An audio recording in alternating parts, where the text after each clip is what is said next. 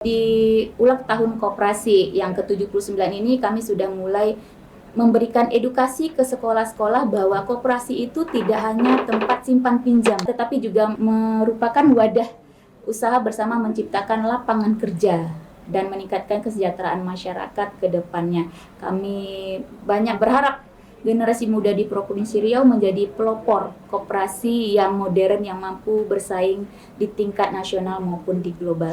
Amin. Semoga setelah ini Gen Z gitu ya, generasi muda tuh nggak gengsi ya untuk benar. berada di koperasi sendiri gitu ya. Sekarang banyak kita lihat gerai-gerai kopi yang ada di Car Free Day. Iya, benar. Memang anak-anak muda yang menjadi pelopor, yang semangat gitu ya. Itu yang kita berikan semangat untuk pembukaan koperasi. Gitu. Iya, jangan malu untuk berjualan gitu ya. Karena selain menciptakan lapangan kerja gitu ya, juga mengembangkan potensi yang ada di provinsi kita sebagai pertumbuhan ekonomi juga ya, Bu ya.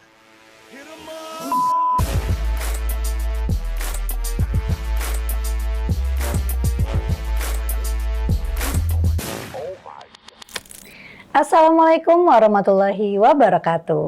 Halo Sobat Diskominfotik Provinsi Riau sekalian, apa kabar? Semoga selalu sehat ya dimanapun Sobat berada.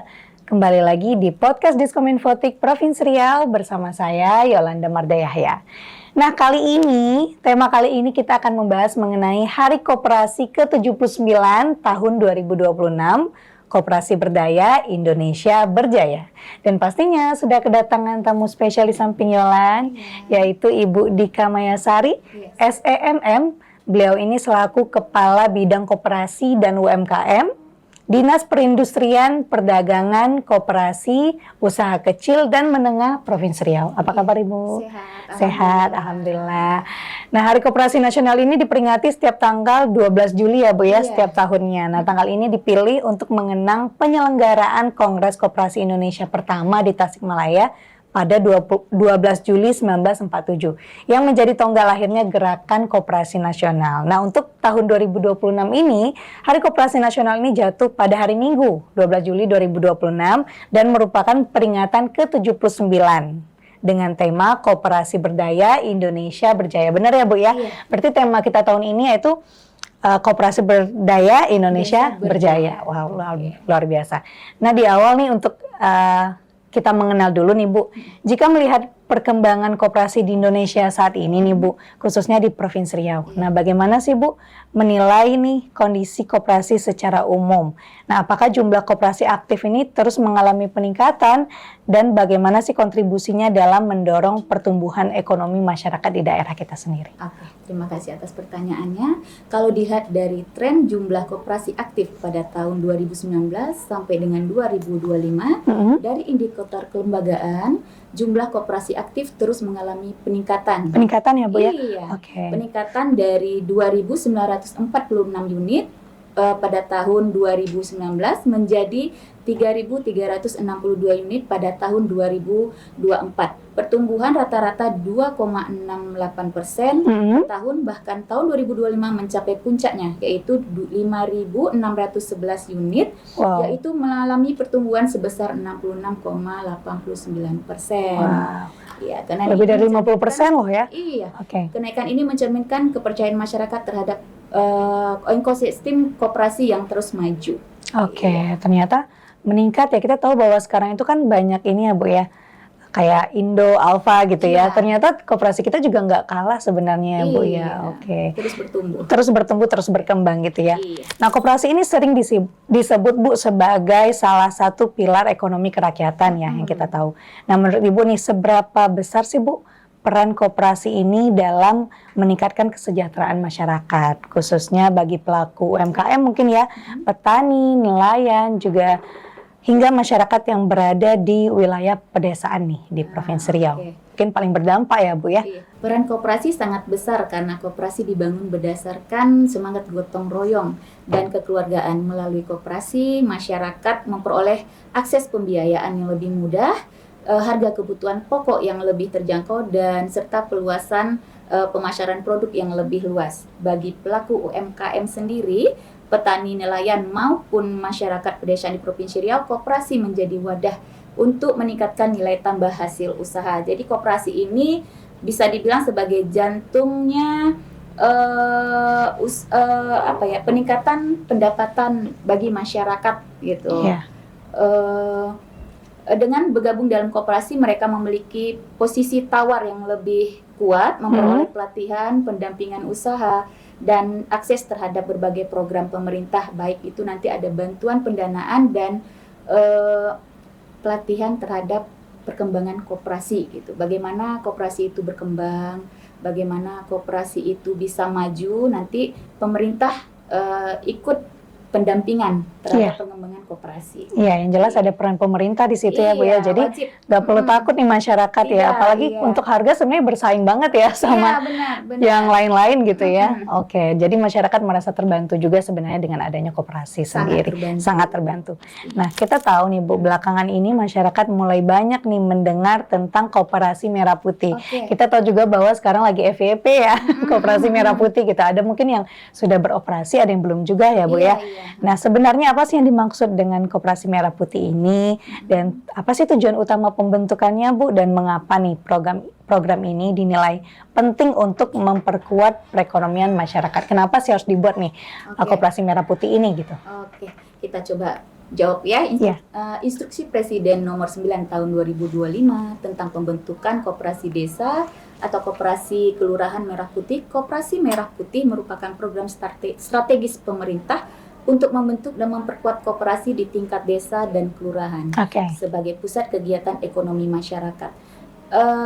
Dengan tujuan utamanya itu membangun kemandirian ekonomi desa, ketahanan pangan, serta akses pembiayaan tadi yang bantuan bantuan dari berbagai sektor keuangan, yaitu memperpendek rantai distribusi sehingga harga itu tidak mahal sampai ke konsumen gitu, serta meningkatkan kesejahteraan rakyat melalui usaha yang dikelola secara bersama-sama. Program ini penting karena setiap desa memiliki potensi yang berbeda-beda. Melalui Koperasi Merah Putih, potensi tersebut dapat dikelola secara kolektif sehingga memberikan nilai ekonomis yang lebih besar dan manfaatnya langsung dirasakan oleh masyarakat. Berarti isinya mungkin sesuai dengan potensi yang ada di setiap daerah juga ya Bu ya? Setiap daerah itu wajib mengunggulkan potensinya masing-masing gitu, sehingga masyarakat itu mendapat dampak yang langsung terhadap perkembangan koperasi di daerahnya masing-masing. Nah kita tahu bahwa di sosial media sendiri ada yang udah berjalan gitu ya Bu ya. Nah kalau boleh tahu di Provinsi Riau sendiri udah mulai berjalan nggak sih Bu, atau gimana? Di Provinsi Riau ini sudah ada 4 koperasi kelurahan Merah Putih. Udah ada 4 ya? Sudah berdiri.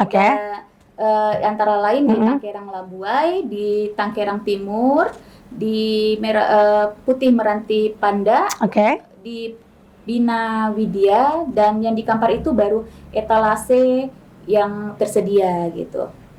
Belum sudah masuk produknya, cuman belum berjalan gitu. Dalam proses pembentukan dan pengembangan Koperasi Merah Putih nih Bu, tentu ada berbagai tantangan yang dihadapi.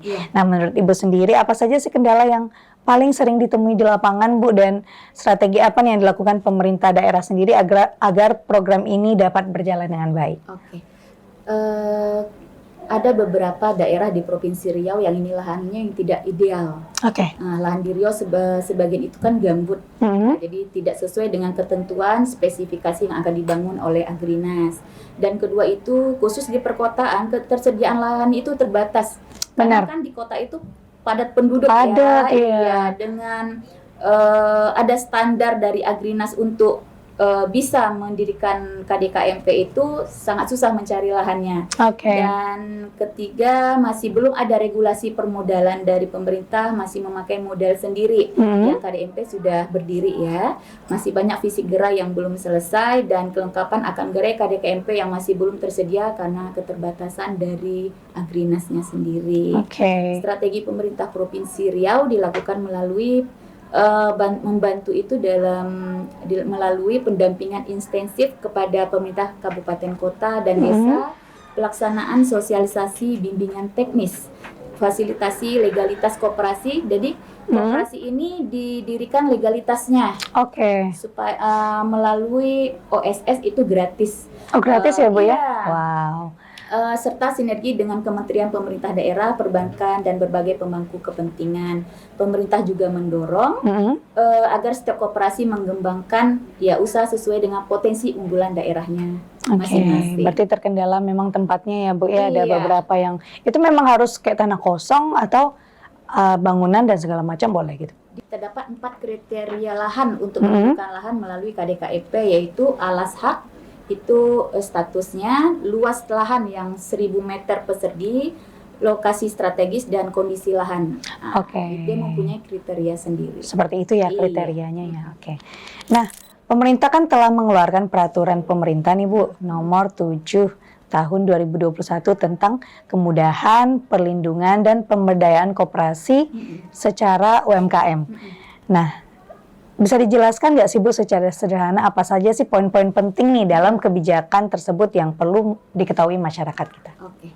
Melalui PP nomor 7 tahun 2021 memberikan kemudahan bagi koperasi dan UMKM melalui penyederhanaan proses pendirian dan perizinan, penguatan kelembagaan koperasi, kemudahan akses pembiayaan, pemberian pelatihan dan pendampingan usaha, memperluas akses pemasaran, pemanfaatan teknologi digital, serta perlindungan terhadap produk UMKM agar mampu bersaing di pasar. Intinya pemerintah ingin menciptakan iklim usaha yang lebih mudah, sehat, dan produktif sehingga koperasi dan UMKM dapat tumbuh dan bergerak di ekonomi masyarakat. Nah, melalui PP nomor 7 tahun 2021, kita tahu bahwa bentuk kemudahan seperti apa yang diberikan pemerintah kepada koperasi, khususnya dalam aspek legalitas ya Bu ya, aspek pembiayaan, pengembangan usaha, hingga peningkatan daya saing agar koperasi mampu berkembang lebih baik ya. Seperti tadi, pemerintah memberikan kemudahan melalui penyederhanaan proses pendirian koperasi dan badan pengesahan badan hukum gitu. Kemudian memperolehin induk berusaha seperti NIB itu. Kita mengurus NIB itu, nomor induk berusaha NIB ini gratis melalui program USS gitu. Akses terhadap pembiayaan melalui lembaga keuangan dan program pemerintah. Sekarang juga Direktorat Jenderal Pajak Provinsi Riau mengajak koperasi yang aktif yang memiliki keuangan yang sehat itu untuk mengikuti pelatihan. Nanti pelatihan ini nanti hasilnya itu apabila koperasi itu memenuhi syarat yang diajukan oleh Direktorat Jenderal Pajak itu akan diberikan bantuan usaha dari pemerintah. Nah, syarat untuk mengikuti pelatihan tersebut yaitu memiliki NIB. NIB ya, harus ada NIB-nya gitu ya. Nomor induk berusaha itu wajib. Pendampingan manajemen usaha selanjutnya itu yang di PP nomor 7 ya tahun 2021 itu, dan termasuk fasilitas promosi dan pemasaran dan digitalisasi koperasi. Nah, kita tahu nih Bu sebagai instansi yang membina koperasi di Provinsi Riau. Nah, program-program apa saja sih yang saat ini dijalankan oleh Dinas Perindustrian, Perdagangan, Koperasi dan UKM Provinsi Riau untuk meningkatkan kualitas, kapasitas dan juga daya saing koperasi sendiri? Pembinaan kelembagaan agar koperasi dikelola sesuai dengan prinsip tata kelola yang baik, peningkatan kapasitas pengurus, pengawas, dan pengelola melalui pendidikan serta pelatihan, pendampingan dalam penyusunan laporan keuangannya, pelaksanaan rapat anggota itu wajib. Wajib ya? Iya, itu wajib di setiap koperasi, setiap tahunnya harus wajib melaporkan RAT-nya. Dan hingga penguatan usaha koperasi melalui kemitraan dengan dunia usaha, perbankan, dan lembaga pembiayaan lainnya. Nah, selain memberikan pembinaan nih Bu yang sudah disampaikan tadi ya Bu ya, apakah Dinas juga menyediakan program pelatihan, pendampingan, digitalisasi maupun akses pemasaran nih bagi koperasi mungkin agar mampu mengikuti perkembangan teknologi dan kebutuhan dasar saat ini? Ya tentu pemerintah Riau melalui Dinas Perindustrian, Perdagangan, Koperasi, dan UMKM menyediakan berbagai program pelatihan pendampingan. Bahkan di Sprindak sendiri memiliki 2 UPT yang fokus ke peningkatan koperasi dan UMKM-nya. Kami memberikan pelatihan manajemen usaha, pengelolaan keuangan, pemasaran digital, penggunaan aplikasi administrasi koperasi, hingga meningkatkan kapasitas sumber daya manusia. Selain itu, kami juga memfasilitasi produk melalui pameran. Oke, ada pameran nih Bu ya. Yang Oke. baru-baru ini kita ada Nobar. Oke. Nobar itu UMKM kita hadirkan di Ikut sana. sertakan ya. Diikut sertakan agar UMKM juga dapat berkembang ya. Iya, dapat benar. memiliki pasarnya gitu kan. Dan sekarang baru-baru ini ada misi dagang Oke. Jawa Timur ke Riau. Oh ya. Itu kita juga mengikut sertakan koperasi dan UMKM yang ada di Provinsi Riau. Gitu. Dikasih peluang, dikasih tempat ya untuk hadir gitu ya para UMKM kita sendiri. Komitmen Iya. untuk mengembangkan koperasi dan UMKM. Baik, luar biasa. Nah, di era digital seperti sekarang nih Bu, bagaimana sih strategi pemerintah daerah dalam mendorong koperasi nih agar mampu bertransformasi secara digital? Nah, baik dari sistem pelayanannya ya, kemudian juga pengelolaan administrasi hingga pemasaran produk yang dimiliki anggota koperasi sendiri. Oke, transformasi digital menjadi salah satu fokus pemerintah daerah dalam pengembangan koperasi strategis. Yang kami lakukan adalah mendorong pengguna sistem administrasi berbasis digital, digitalisasi pencatatan keuangan, serta pemanfaatan platform digital untuk pemasaran produk anggota koperasi.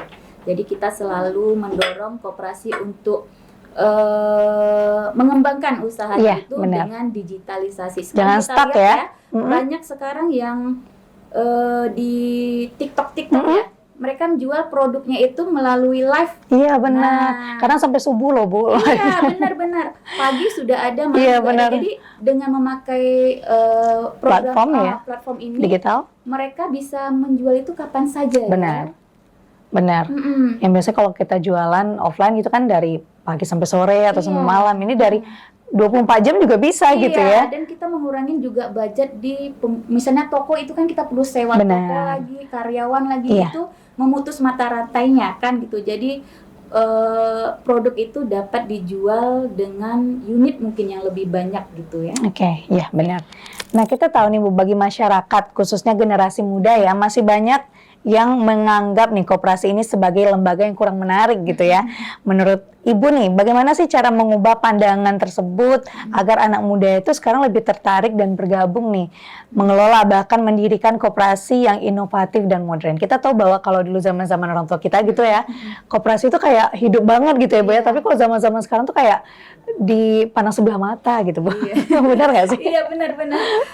Memang masih banyak tanggapan bahwa koperasi itu merupakan lembaga yang kurang menarik bagi generasi muda. Oleh karena itu kami berusaha mengubah paradigma tersebut, menghadirkan koperasi yang modern, inovatif dan profesional dan berbasis teknologi. Kami juga mendorong keterlibatan generasi muda melalui edukasi koperasi di sekolah maupun di universitas. Nah, ini kami sudah mulai nih di ulang tahun koperasi yang ke-79 ini kami sudah mulai memberikan edukasi ke sekolah-sekolah bahwa koperasi itu tidak hanya tempat simpan pinjam. Benar. Tetapi juga merupakan wadah usaha bersama menciptakan lapangan kerja dan meningkatkan kesejahteraan masyarakat ke depannya. Kami banyak berharap generasi muda di Provinsi Riau menjadi pelopor koperasi yang modern yang mampu bersaing di tingkat nasional maupun di global. Amin. Semoga setelah ini generasi Gen Z gitu ya, generasi muda tuh nggak gengsi ya untuk benar. berada di koperasi sendiri gitu ya. Sekarang banyak kita lihat gerai-gerai kopi yang ada di Car Free Day. Iya benar. Memang anak-anak muda yang menjadi pelopor, yang semangat gitu ya. Itu yang kita berikan semangat untuk membuka koperasi. Gitu. Iya, jangan malu untuk berjualan gitu ya. Karena selain menciptakan lapangan kerja gitu ya, juga mengembangkan potensi yang ada di provinsi kita sebagai pertumbuhan ekonomi juga ya Bu ya. Oke. Nah, apa sih Bu harapan pemerintah Provinsi Riau nih terhadap perkembangan koperasi dalam beberapa tahun ke depan gitu? Target apa juga nih yang ingin dicapai agar koperasi ini benar-benar menjadi motor penggerak ekonomi daerah sekaligus mampu meningkatkan kesejahteraan masyarakat? Oke. Harapan pemerintah Provinsi Riau agar koperasi menjadi pilar utama ekonomi kerakyatan yang modern, profesional, dan sukses, mampu bersaing di era digital. Koperasi tidak lagi dipandang hanya lembaga simpan pinjam, tetapi menjadi pusat pengembangan usaha. pemasaran produk lokal, UMKM, serta wadah pemberdayaan masyarakat ke tingkat desa maupun kelurahan. Sejalannya dengan program nasional, pemerintah Provinsi Riau terus mendorong terbentuknya perkembangan KDKMP tadi yang mampu mengelola potensi ekonomi lokal, memperkuat ketahanan pangan dan menciptakan lapangan kerja, dan meningkatkan nilai tambah keunggulan produk daerah masing-masing. Gitu. Target yang ingin dicapai dalam beberapa tahun ke depan itu dengan meningkatnya jumlah koperasi yang aktif, sehat, dan berkualitas dengan tata kelola yang baik, serta didukung dengan sumber daya manusia yang kompeten. Pada akhirnya keberhasilan koperasi dapat diukur dari meningkatnya kesejahteraan anggotanya, tumbuhnya wirausaha baru, dan berkembangnya UMKM, berkurangnya angka kemiskinan. Nah, ini yang sekarang yang paling penting ya. Sangat penting ya di era seperti ini ya. Benar. Serta semakin besarnya kontribusi koperasi terhadap pertumbuhan ekonomi Provinsi Riau. Provinsi Riau luar biasa. Kita udah membahas banyak ya Bu ya mengenai Hari Koperasi. Terakhir nih Bu, apa sih pesan Ibu kepada masyarakat khususnya generasi muda? Nah, ini untuk melanjutkan ini kita ya, generasi kita, pelaku UMKM dan calon anggota koperasi agar semakin percaya terhadap koperasi sebagai wadah untuk berkembang, berkolaborasi, dan membangun ekonomi yang lebih kuat di provinsi kita tercinta ini. Oke, saya mengajak seluruh masyarakat Provinsi Riau, khususnya generasi muda, pelaku UMKM, dan seluruh pelaku usaha untuk tidak ragu bergabung ke dalam koperasi. Koperasi adalah wadah kebersamaan yang mengedepankan semangat gotong royong, saling menguatkan dan memberikan manfaat bagi anggotanya. Kepada generasi muda, mari kita hadirkan inovasi, kreativitas, dan pemanfaatan teknologi digital untuk membawa koperasi menjadi lebih modern dan diminati. Masa depan koperasi ini di tangan generasi yang mampu menjawab tantangan zaman gitu. Pemerintah Provinsi Riau berkomitmen untuk terus mendukung mengembangkan koperasi melalui pembinaan, pelatihan, pendampingan, serta akses pembiayaan, serta penguatan kelembagaan.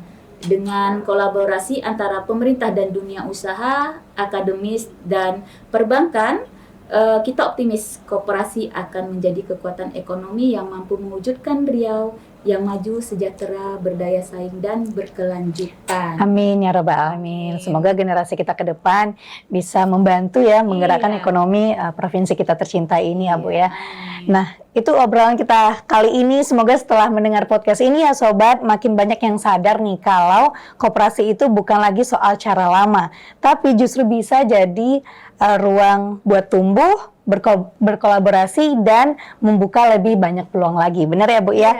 Nah, meski peringatan Hari Koperasi Nasional ke-79 telah berlangsung nih pada 12 Juli kemarin, tapi semangat Koperasi Berdaya Indonesia Berjaya tentu tidak berhenti sampai di sini. Mari kita terus dukung koperasi sebagai motor penggerak ekonomi masyarakat. Sekali lagi kami ucapkan terima kasih kepada Ibu Dita Mayasari SMM selaku Kepala Bidang Koperasi dan UMKM Dinas Perindustrian Perdagangan Koperasi Usaha Kecil panjang ya Bu ya, dan Menengah Provinsi Riau. Dan jangan lupa juga perubahan besar selalu dimulai dari langkah kecil.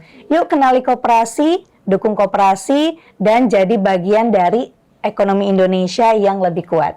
Saya Yolanda Mardayahya, pamit undur diri. Sampai jumpa di episode selanjutnya. Jangan lupa like, comment, share, dan subscribe YouTube channel Diskominfotik Provinsi Riau sekarang juga ya.